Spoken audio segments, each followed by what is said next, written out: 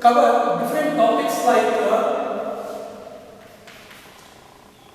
balancing chemical equations,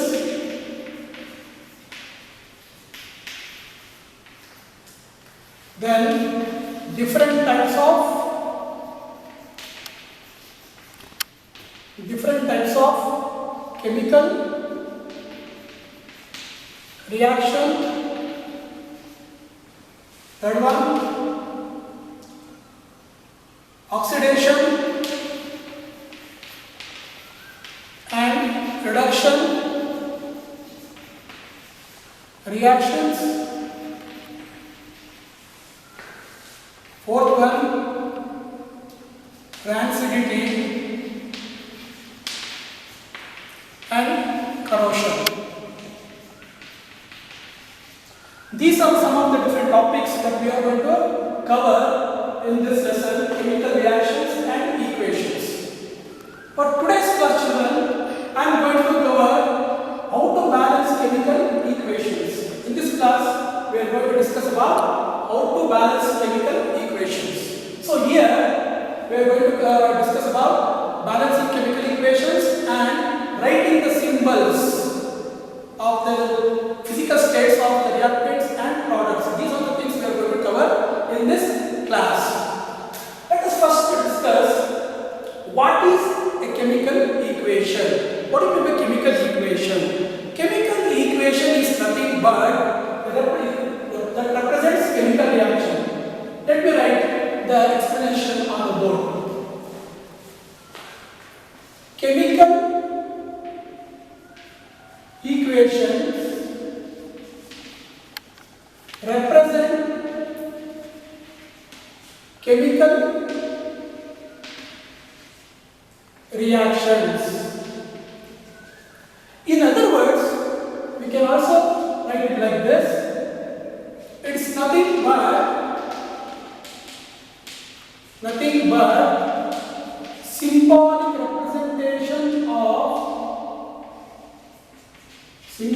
representation of a chemical reaction. Then we need to understand one more thing. Why do we write chemical equation?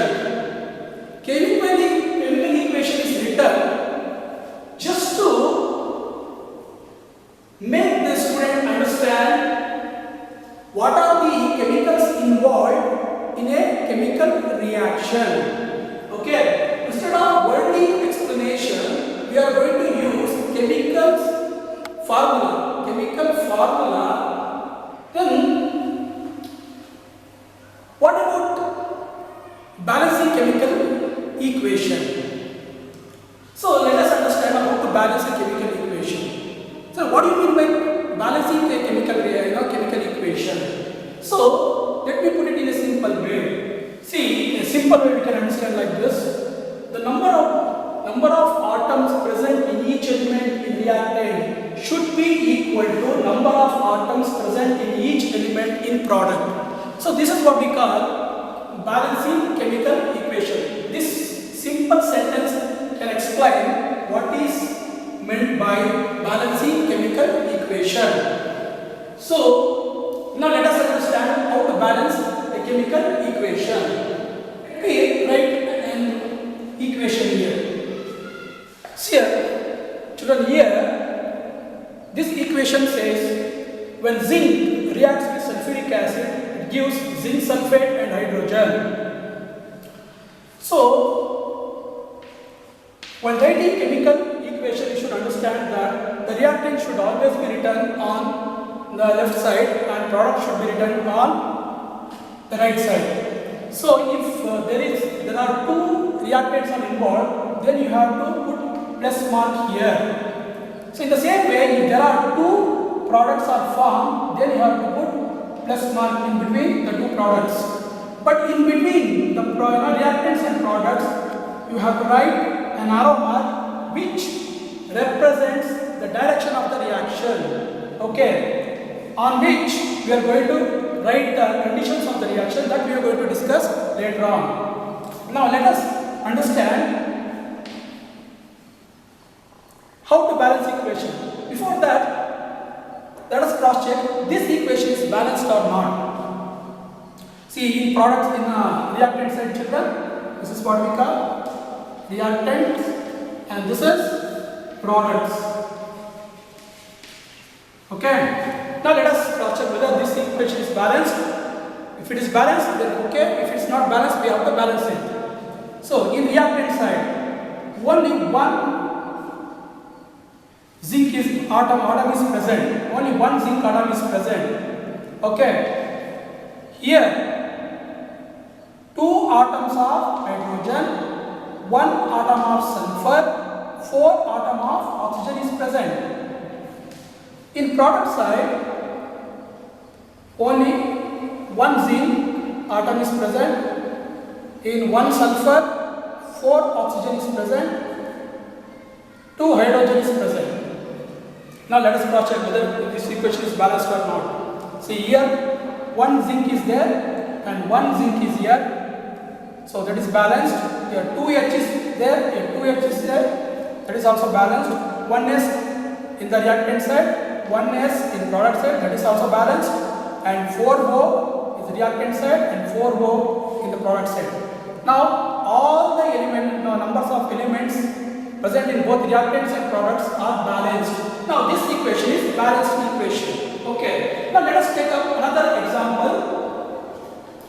When iron reacts with steam, it gives ferric oxide plus hydrogen. Ferric oxide and hydrogen. Now let us see whether this equation is balanced or not. Here in reactant product.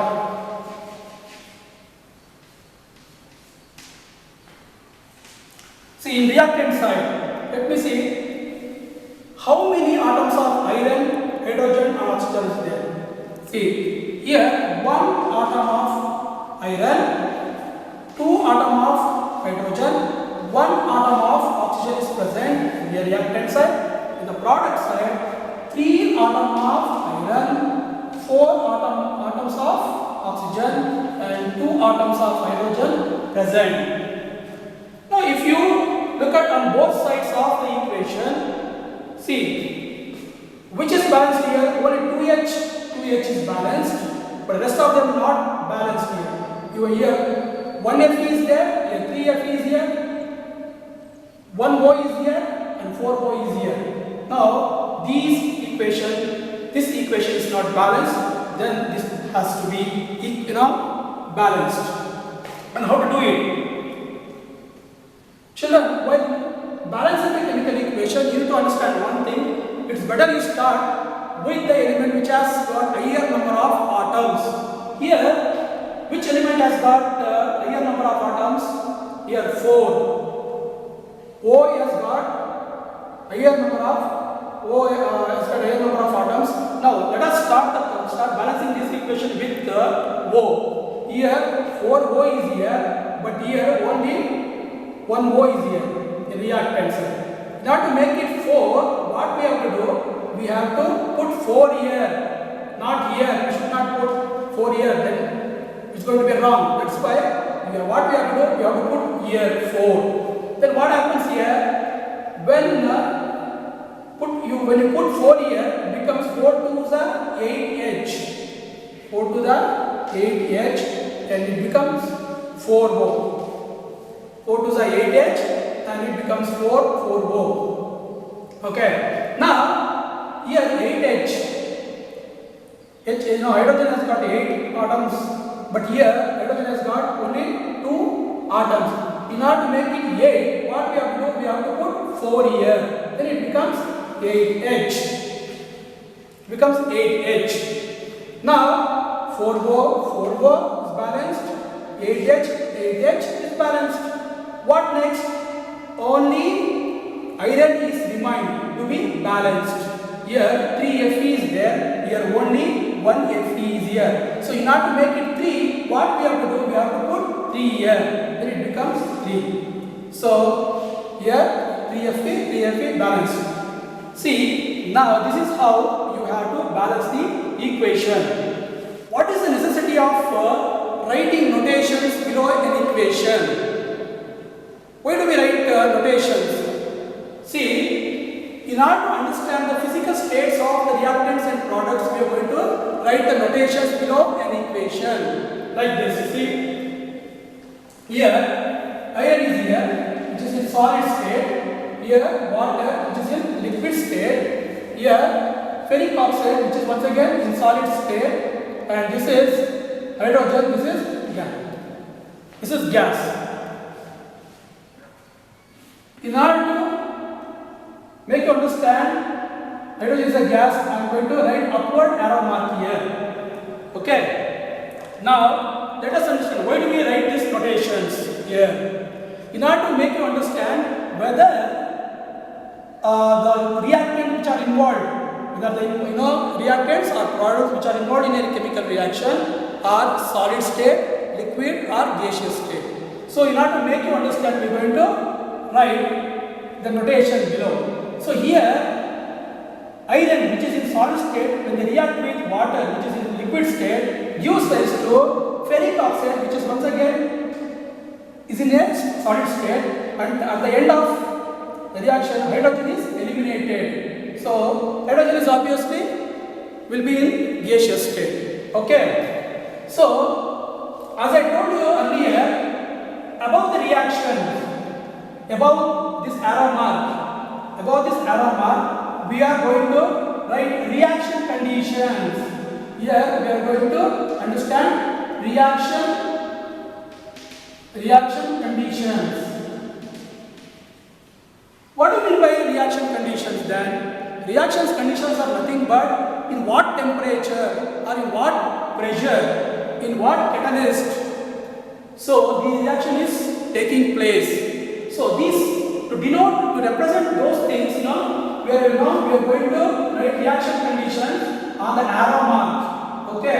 Let me write another 2 examples. When carbon dioxide reacts with hydrogen, it gives ethyl alcohol. So this reaction is taking place at the atmosphere 340 atmospheric pressure. So above the arrow mark, I have written the reaction condition.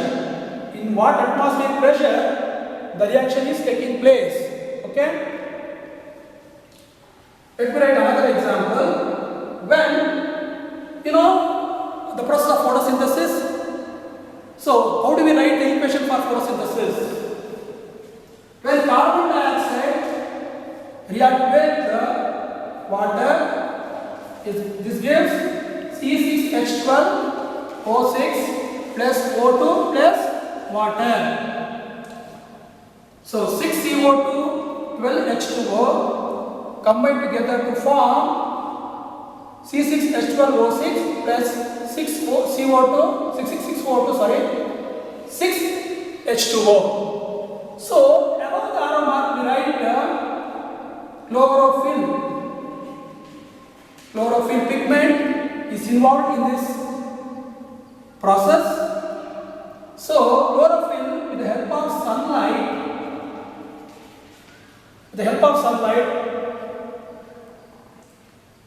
so we now helps the photosynthesis reaction to take place. Okay. Here in these 2 equations, carbon dioxide will be in the gaseous state and hydrogen will be in the gaseous state. So ethyl alcohol will be in the liquid state. But here in the second equation, carbon dioxide will be in the gaseous state and water will be in the liquid state, and here C6H12O6 will be in the aqueous state. O2 will be also in the aqueous state and water will be in the liquid state. So this is how